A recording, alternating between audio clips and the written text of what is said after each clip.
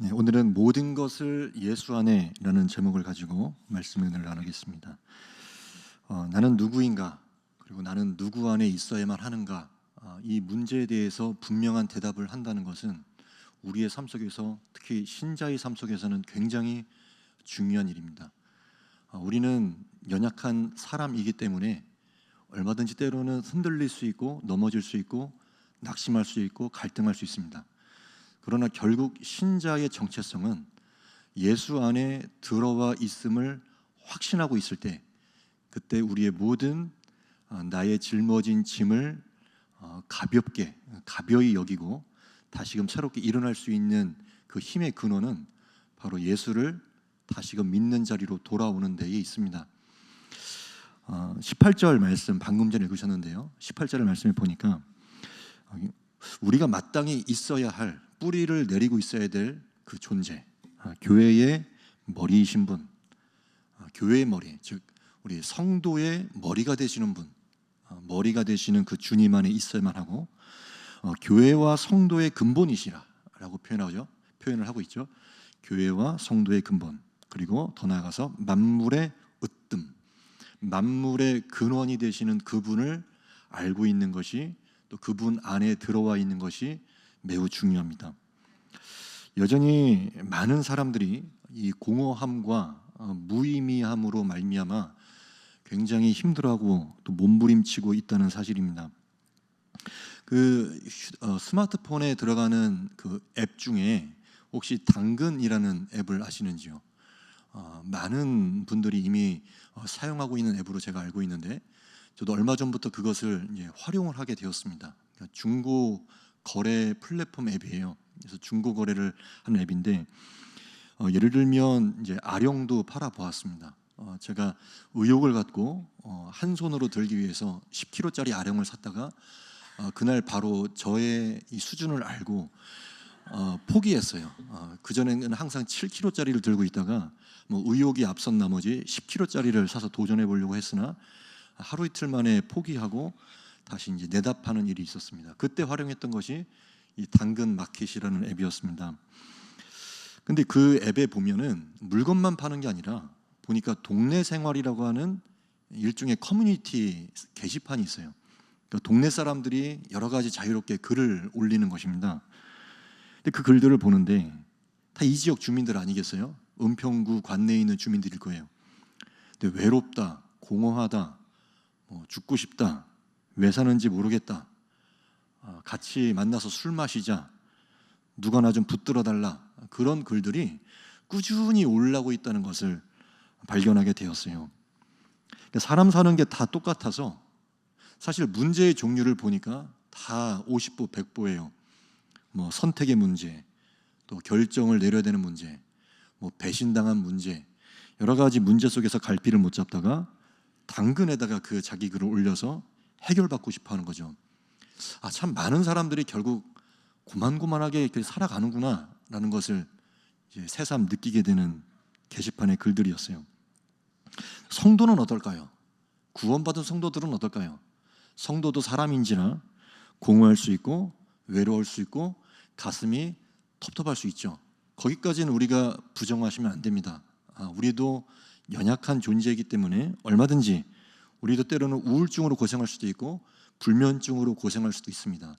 다만 그것을 풀어가는 방법에 있어서 구원받기 전과 구원받은 이후의 삶을 비교해 봤을 땐 너무나 그 갭이 큰 거예요. 구원받기 전 내가 때로는 공허해했고 마음 괴로워했을 때 그것을 풀어가는 방법과 구원받은 이후에 내가 주님을 정말로 알게 되었을 때 그때 찾아오는 공허함이나 마음의 외로움들, 괴로움들을 풀어가는 방법은 정말로 많이 바뀌었죠. 그렇지 않습니까? 그래서 우리가 외로워하거나 공허하거나 우울해할 때 그 이전과 내가 달라진 점은 뭐냐면 바로 그 지점에서 우리가 주님을 만나게 되고 주님을 바라볼 수가 있게 되었다는 거예요. 그것이 참 많이 달라진 부분이에요. 저의 경우를 말하자면 참 단언컨대 그 텅 비었던 공허감을 채울 수 있었던 길은 예수 믿고 성령 받았던 이후였어요. 저는 그 공허함의 그 느낌을 알아요. 아무리 뭔가로 채우고 채워도 채워지지 않는 그 공허함의 느낌을 저는 알아요. 근데 여기서 중요한 것은 저도 모태신앙이었고 엄마 뱃속에서부터 교회에 다녔지만, 그러나 예수 믿고 성령 받은 것은 별개의 문제였다는 거예요. 익숙하게 교회는 나갔으나 예수 믿고 성령 받는 건 이게 무슨 엄마 뱃속에 있었다든지 엄마 뱃속에서부터 교회를 다녔다든지 아니면 뭐 3대째 예수 믿는 집안이었다든지 소용이 없어요. 그것은 굉장히 그것은 별개의 문제예요. 내가 정말로 예수를 믿기로 유일한 진리로서 또 유일한 구원자로서 예수 믿기로 작정했을 때에, 그래서 성령과 나는 동행하고 있다라고 확신에 거하였을 때부터 저는 공허함으로부터 탈출하기 시작했다고 저는 단언컨대 말씀드릴 수 있어요. 성령 받은 이유는 정말 다르죠. 육신의 연약함이 계속해서 불쑥불쑥 찾아오는 것은 어쩔 수 없지만 천국 가는 그날까지 그것은 나에게 수시로 엄습을 할 것 같아요. 내 육신의 연약함, 육신에 숨겨진 가시들, 엄습하는 나의 연약함들 어쩔 수 없죠. 그러나 그것에 맞대응하여서 대응하여 풀어가는 방법은 성령 받기 이전과 이후를 비교했을 때 너무나 달라요. 사실 너무나 달라요. 부모님이 예수 믿었다, 또 3대째 예수 믿는 집안이었다, 그것은 사실 나의 구원의 문제에 있어서는 정말 아무 관련도 없고 소용이 없더라는 것이었습니다. 결국에는 성령은 누가 받아야 됩니까? 내가 받아야 돼요. 성령은 내가 받아야 되고 내가 예수를 만나야 됩니다. 많은 경우에 정말 많이들 착각하고 계시는 부분인 것 같아요. 부모님이 예수를 믿었고 성령을 받았다면 당연히 자녀들도 그 자연스럽게 그런 영향력 아래서 자녀들도 예수 믿고 자녀들도 성령 받을 거라고 착각을 할 때가 있는 것 같아요. 그러나 애석하게도 그리고 우리를 정신 차리게 만드는 이 지점, 부모가 성령 충만하다고 해서 자녀도 저절로 성령 충만하진 않습니다. 부모가 예수를 만났다고 해서 자녀들도 자동적으로 예수를 만나는 건 아닙니다. 그래서 우리가 자녀들을 위해서 기도해야 되는 이유입니다. 정말로 조심스러운 말이지만 동시에 교회에서는 반드시 성도님들의 신앙 성장과 옳은 신앙을 위해서 반드시 짚고 항상 넘어가야 될 부분, 점검해야 될 부분이에요. 교회에는 십수년째 나오고 있지만, 그래서 예배에는 익숙해져 있지만, 그러나 예수 믿지 않고 성령 받지 못한 신자들은 항상 있을 수 있다는 것, 그것에 대해서 우리가 겸손한 마음으로, 겸허한 마음으로 항상 점검하고 또 점검해야 될 부분입니다. 얼마든지 있을 수 있는 일이에요. 에베소 성도들을 사도 바울이 만났을 때 너희가 믿을 때에 성령을 받았느냐라고 물은 적이 있었어요. 그때 에베소 성도들이 어떤 대답을 했냐면, 나는 성령이 있다함을 들은 적도 없다라고 했어요. 분명히 교회에 다니는 에베소 사람들인데, 근데 성령을 받았느냐라고 물어봤을 때 나는 성령이 있음을 듣지도 못했다라고 했어요. 그러니까 성령 받는 문제는 교회에 나와서 왔다 갔다 한다고 해서 이게 저절로 해결되는 문제는 아닙니다. 성령을 반드시 받아야 됩니다. 그래야 이 교회 안에서 익숙한 교회 생활 안에서 정말로 진실로 새로운 출발이 시작이 됩니다. 성령 받아야 됩니다. 그래서 정말로 내가 하나님의 자녀인지, 성령의 인치심을 정말로 받았는지, 내가 예수 믿어 구원 받았는지에 대해서 우리가 확신을 갖고 있어야 돼요. 믿음을 갖고 있고 실제로 경험을 해야 됩니다. 정말로 의외로 많은 성도님들이 때로 복음의 기초부터 다시 설명해 드릴 때, 예를 들면 오늘이라도 내가 죽는다면 천국에 들어갈 확신이 있으십니까? 라고 물었을 때, 그리고 만약 천국에 들어가신다면 어떤 이유로 내가 천국에 들어가신다고 확신하십니까? 라고 물었을 때 정말 기가 막히고 코가 막히는 대답을 들을 때가 있더라는 거예요. 정말 10년, 20년 교회를 다니셨지만 너무 놀라는 거죠. 대답을 듣다가 나는 죄가 많아서 못 간다. 나는 잘못한 게 많아서 못 간다. 아니면 그런 거 그렇게 그 부분을 건너뛰고 만약 내가 오늘이라도 천국에 갈 수 있다면, 천국에 가신다면 천국에 갈 수 있는 이유가 어디 있다고 생각하십니까? 라고 물으면 그 천국에 들어가는 그 근거와 이유를 나 자신에게 두시는 분들이 있더라는 거예요. 근데 우리는 다 알지 않습니까? 나의 공로로 구원받는 게 아니라는 것을. 나의 열심과 나의 공로로 천국에 가는 것이 아님을 우리는 잘 알고 있지 않습니까? 이 부분에 대해서 우리는 믿음의 눈을 떠야만 해요. 우리는 예수를 믿는 믿음으로 가잖아요. 이 말씀을 오늘 드리는 이유는 나의 정체성을 안다는 것은 성도의 삶에서 너무나 중요하기 때문입니다. 내가 누구인지, 나는 지금 누구와 함께하고 있는지, 나는 어디에 있어야만 하는지, 난 누구에게 붙어 있는지 이것을 알고 있어야만 합니다. 16절에 보니까 이제 이러한 우리의 근본적인 질문에 대해서 대답해 주고 계십니다. 나는 누구인가? 어디에 있어야 되는가? 누구와 있어야 되는가? 누구로 인하여서 구원받았으며 나의 근원과 나의 뿌리는 누구인가에 대해서 말씀하고 계세요. 자, 16절 말씀을 보니까 만물이 그에게서 창조되되 하늘과 땅에서 보이는 것들과 보이지 않는 모든 것들이 다 그로 말미암고 그를 위하여 창조되었다. 만물이 하나님으로부터 창조되었어요.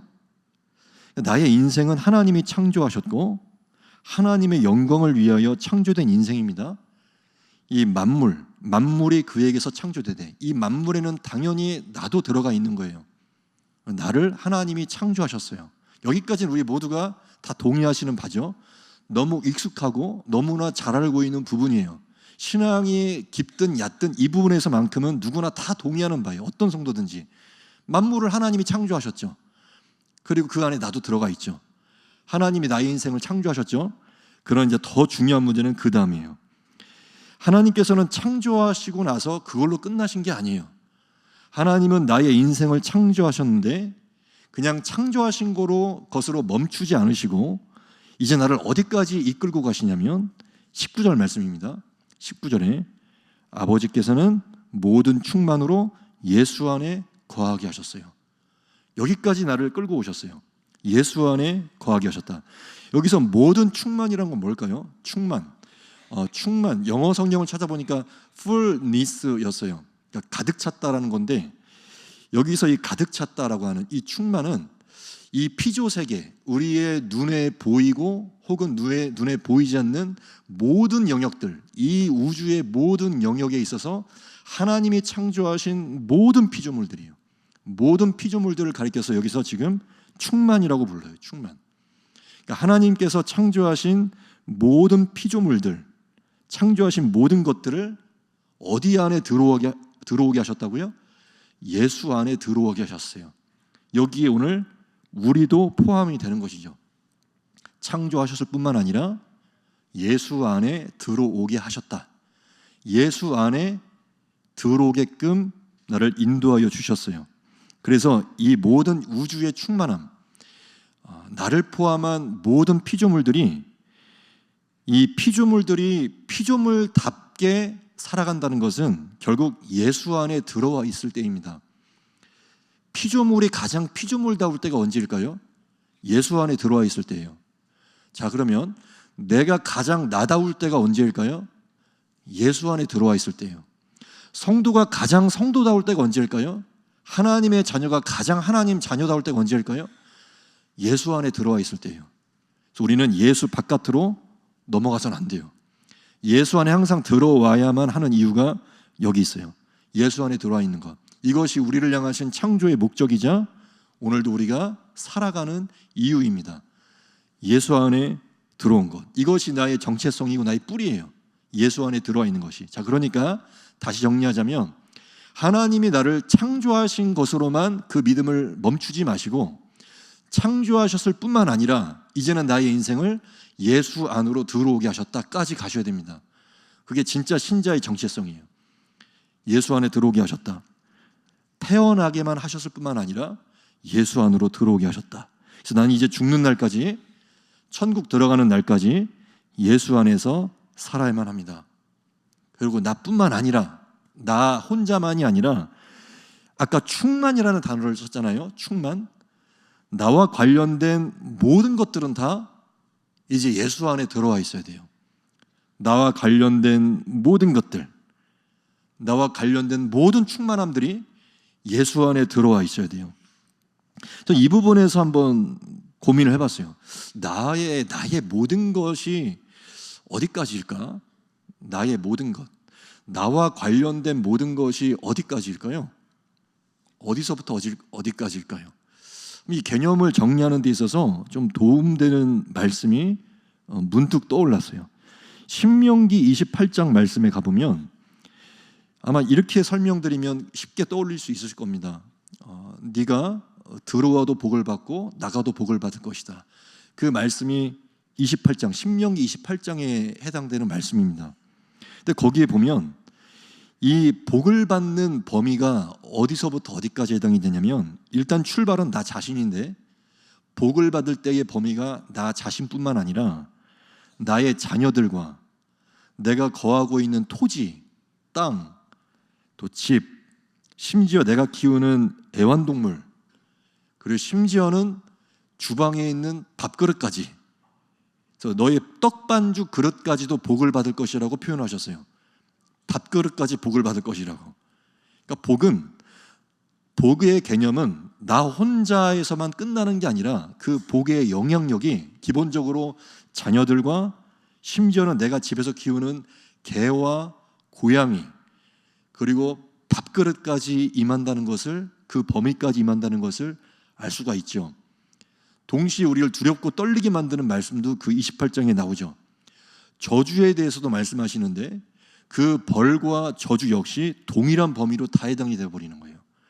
그러니까 우리에게 복과 저주가 동시에 선포되는 것이, 그 범위가 선포되는 것이 신명기 28장이었어요.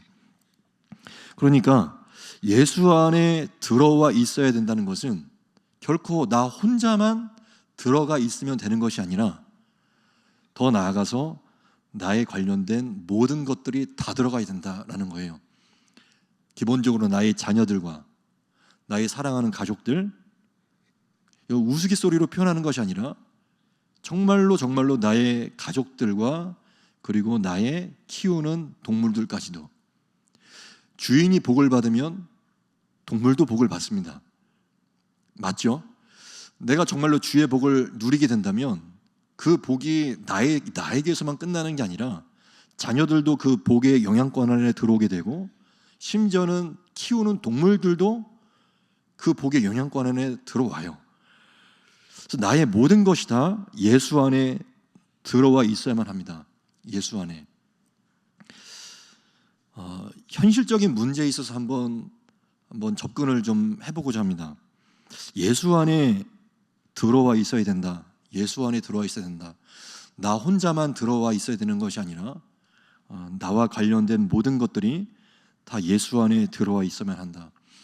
그런 것들을 생각을 해보면서 문득 이제 요 사이에 제가 생각을 하고 고민하고 묵상했던 내용들이요.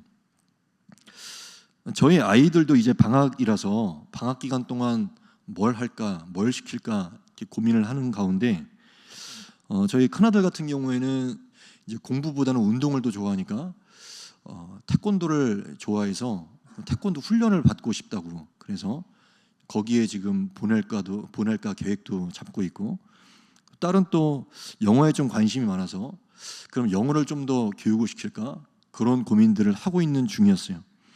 이게 다 이제 현실적인 문제들인 것이죠. 다 잘 되기를 원하고, 그래서 부모들은 할 수 있는 대로 자녀들을 위해서 무엇이든지 해주고 싶어하고 길을 터주려고 하고 잘 되기를 원하죠. 제가 예전에 어렸을 때 집에서 키우던 진돗개가 있는데 평소에는 저를 그렇게 잘 따르고 순한 개였어요. 근데 새끼를 낳더니 새끼를 가져가려고 하니까 갑자기 전에 안 보이던 그 얼굴, 그 개의 얼굴 표정을 지으면서 으르렁대면서 주인한테 달려들려고 하는 거예요. 그 본능이라고 여겨집니다. 자녀가 잘 되기를, 또 자녀를 보호하고자 하는 마음은 그 부모의 본능이라고 여겨져요.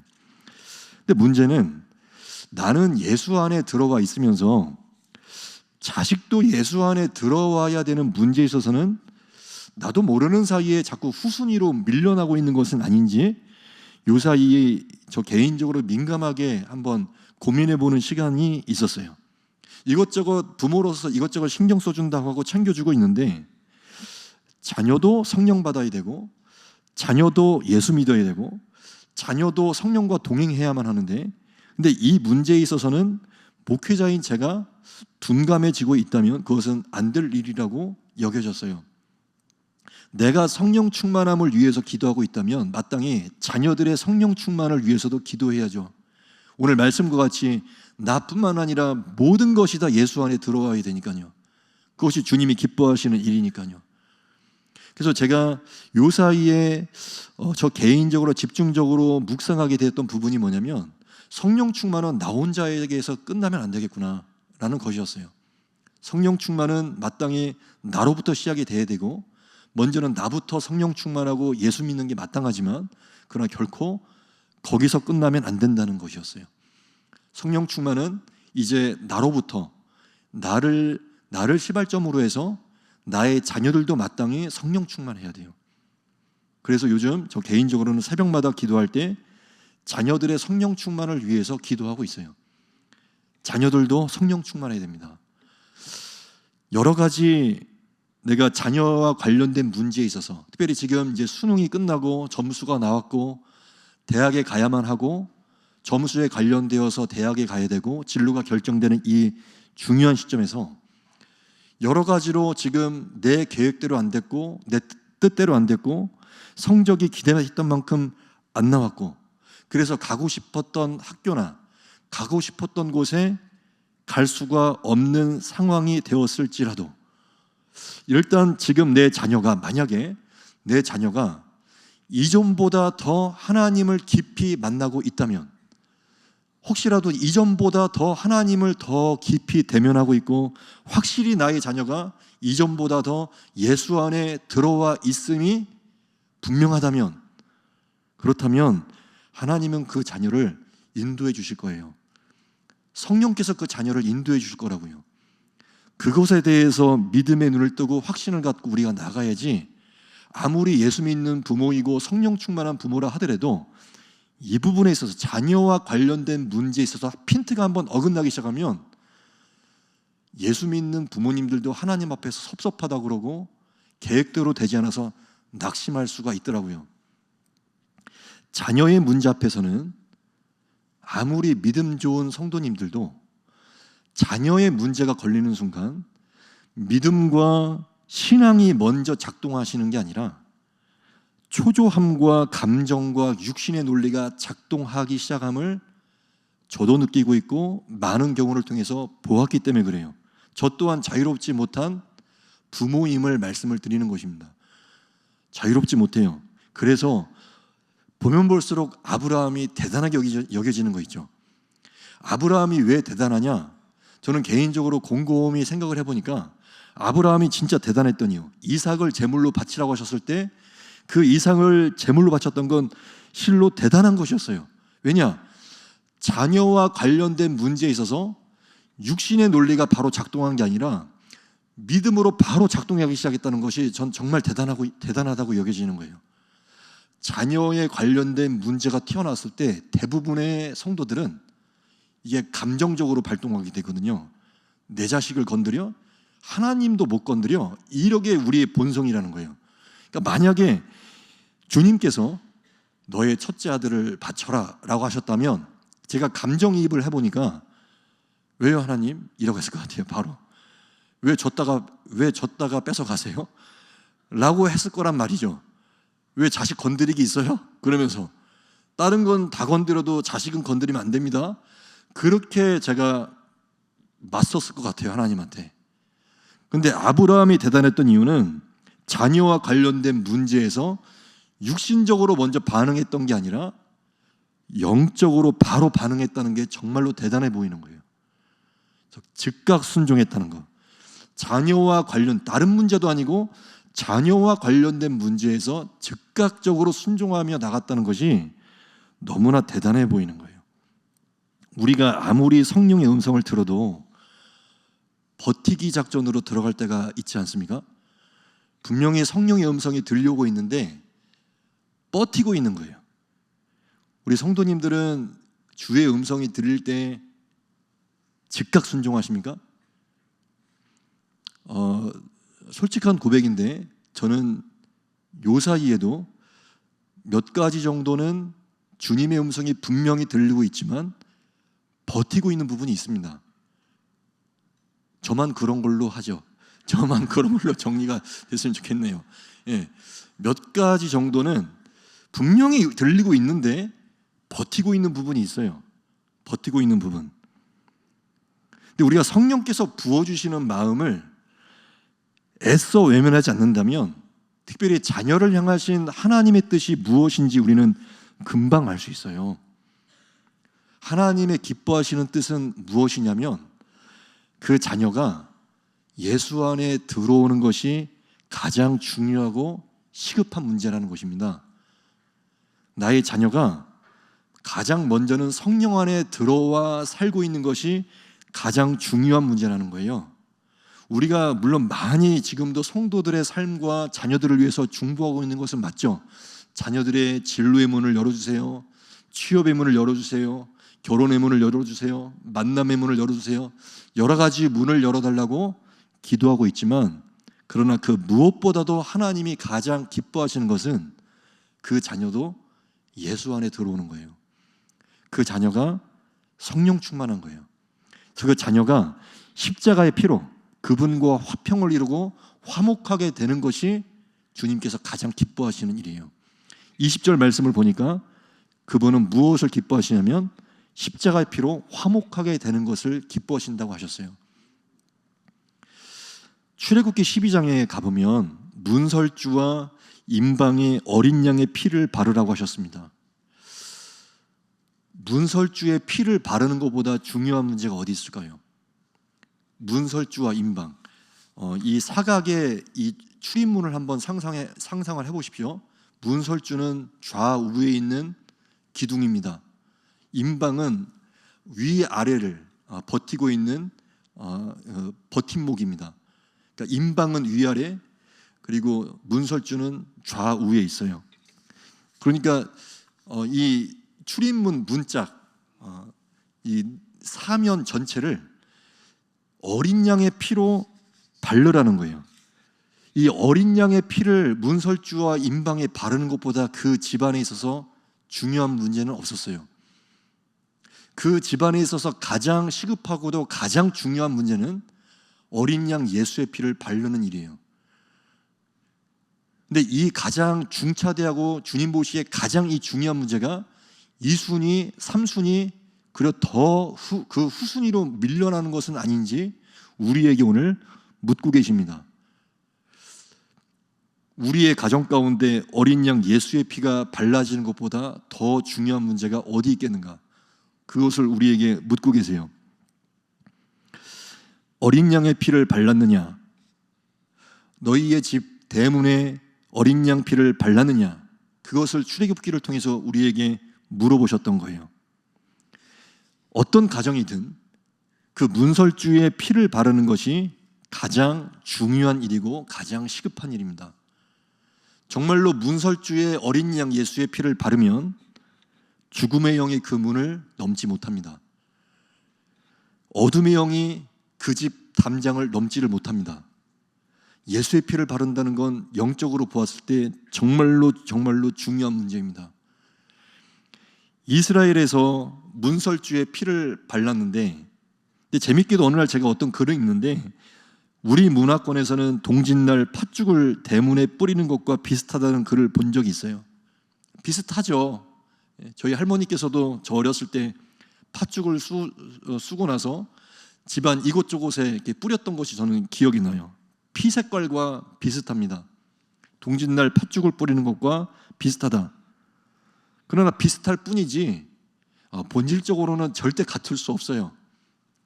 설마 귀신들이 팥죽을 보고 도망치겠습니까? 그거 아니라고 다 알고 있잖아요. 그냥 재미있는 추억입니다. 귀신은 팥죽을 보고 피해가진 않습니다. 그러나 예수의 피를 보면 도망갑니다. 우리가 알고 있어요.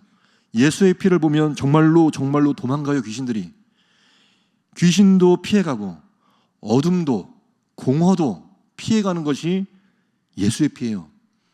제가 초반부에 말씀드렸던 정말 수많은 사람들이 오늘도 공허함과 싸우고 있고 우울함과 싸우고 있고 낙심한 마음과 싸우고 있는데, 정말 우리가 성령 받기 그 이전과 그 이후가 풀어가는 방법에 있어서 너무나 달라졌다고 제가 말씀을 드렸죠.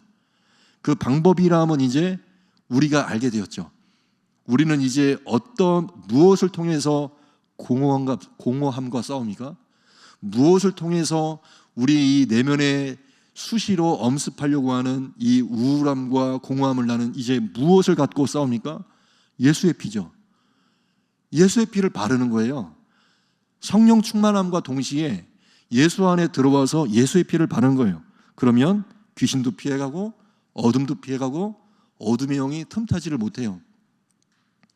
출애굽이 가지고 있는 이 상징성, 귀한 이 깊은 영적인 의미를 우리가 정말로 알고 있어야만 합니다. 한 가정에 있어서, 우리가 예수 믿는 자로서 한 가정에 있어서 무엇이 제일 중요한 문제인지, 무엇이 가장 급한 문제인지, 어쩌면 오늘 이 말씀이 지금 나에게서는 너무나 중요한 문제인데, 이 목회자가 감히 여러분 그 문제는 지금 하나님 보시기에 그닥 중요한 문제가 아닙니다 라고 하기 때문에, 그렇게 들릴 수 있기 때문에 저도 참 조심스럽습니다. 지금 이 시점에서 대학만큼 중요한 문제가 어디 있겠습니까? 어떤 가족들에게는 진로의 문이 열리는 것보다 더 중요한 문제가 어디 있겠습니까? 그 문제가 가장 시급한 문제일 수 있겠죠. 그러나 오늘 우리는 하나님을 믿는 신자들로서 말씀이 나에게, 나의 자녀를 향해서 무엇이라고 말씀하고 계시는지 우리는 말씀을 보고 있는 중이에요. 살아계신 하나님의 말씀을 통해서 그분의 음성을 듣고 있는 중이에요. 그분이 보시기에 정말로 1순위로 가장 급하고 가장 중요한 문제는 무엇일까요? 예수의 피를 바르는 것입니다. 우리 집 현관에 예수의 피를 바르는 거예요. 그리고 내가 정말로 믿음의 눈을 떴을 때 나의 자녀가, 나의 자녀들이, 나의 가족들이 그 예수의 피를 바른 그 대문 안으로 들어와 있다면, 예수 안에 들어와 있음이 분명하다면 나는 이미 수많은 복을 받은 줄로 믿습니다.